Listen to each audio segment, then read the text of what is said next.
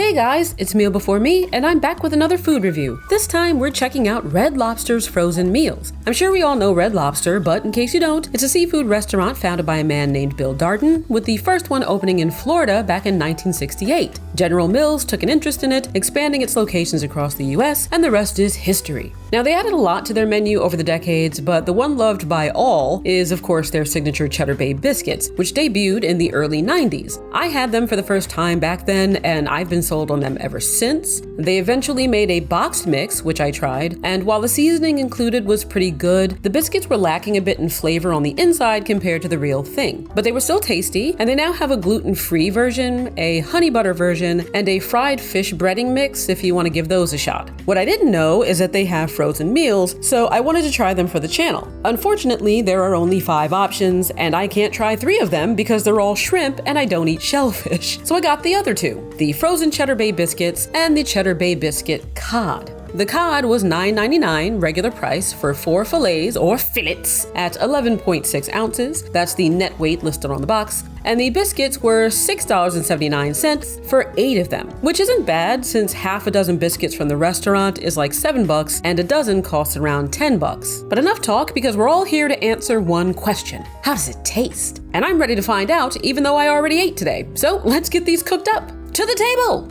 As always, with these grocery reviews, I'm going to show you the footage and tell you my thoughts over it. And I'll be rating these by taste and repeatability, meaning would I eat it again? Starting with the biscuits. I took them straight out of the freezer, and they were still very easy to separate by snapping them apart. The oven instructions were to bake them at 350 for 25 to 30 minutes, or until lightly browned, then baste them with the garlic herb seasoning, which you mix with melted butter. I took them out at 25 minutes because any more than that would have been too much. And for the record, I was going to grab some fresh biscuits from the restaurant to compare them side by side, but I didn't have time and don't know when I will, so I decided not to hold up this review. Nevertheless, I've eaten them enough to have that cheddar goodness fresh in my mind, so I can confidently say that these were close, but no cigar. They tasted like a more muted version of what you get at the restaurant. Less cheddary, less garlicky, less salty. One of the biggest differences was in texture. The fresh biscuits have that fluffy, cloud-like clumping in how they look and break apart while still feeling dense and drenched in too much butter, honestly. And that texture is consistent throughout, with the browning making the top nice and crumbly.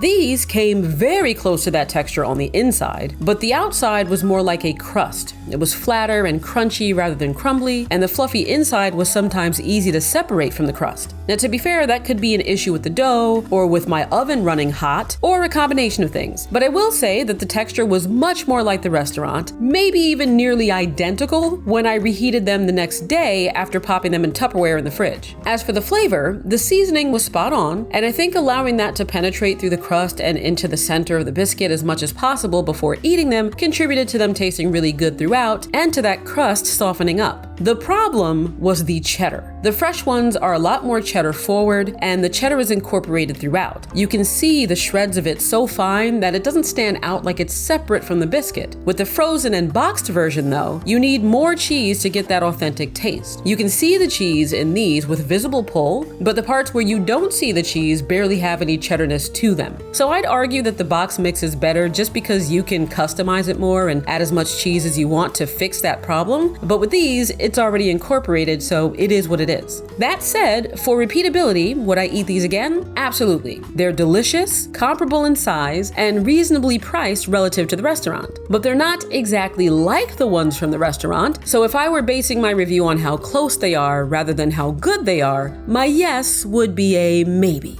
Next, we have the cod, and what intrigued me is that they're Cheddar Bay, so I was curious if the breading actually has that same signature flavor as the biscuits. Spoiler alert, it doesn't, but I'll get to that. So the box had oven and air fryer cooking instructions, and for the sake of those lost down the air fryer rabbit hole like I am, I chose the air fryer. It said to cook them at 375 for 14 to 16 minutes, so I used my Ninja on the air fryer setting at 375 and played it by ear, taking them out at 14 minutes. And that's without preheating it like they said to, because I never find that necessary. I have to say, they came out perfect. The crust was a nice, consistent golden brown all around, despite the fact that I did not turn them halfway through. One of them ended up with some marks from the rack, but that's because it was pushed up against it since I had to fit them in the basket like a puzzle to get them all flat in there without overlapping, and that one got roughed up. The crust also felt solid and attached to the fish, not like something that easily flakes or slides off when you touch it, which is the case with pretty much every other breaded frozen fish I've ever tried. And biting into it, it had a real fish texture. Less so than if I battered up some cod myself, but way more so than something like Gorton's, which always has a slight mushiness to it no matter which of their fish products I try. These were like night and day to that, and I used my kitchen shears to cut a clean slice for you to get a better look. Where these fell short was in the flavor. The crust had a slight garlic herbiness to it, but only slight. It tasted like the same kind of breading used for any fish, like the most basic seasoned breadcrumbs off the shelf. Nothing about it said Cheddar Bay. Meanwhile, the flavor of the fish was very frozen. If you gave me Gorton's and this, I honestly don't think I'd be able to tell the difference in taste. Only the texture would give away that this is something on the higher end quality-wise. That and the size, because these are kind of big compared to anything else I've grabbed from frozen, and I think you could easily make a fish sandwich out of these and not need to stick more than one in the same bun to fill it out. So in the end, would I eat these again?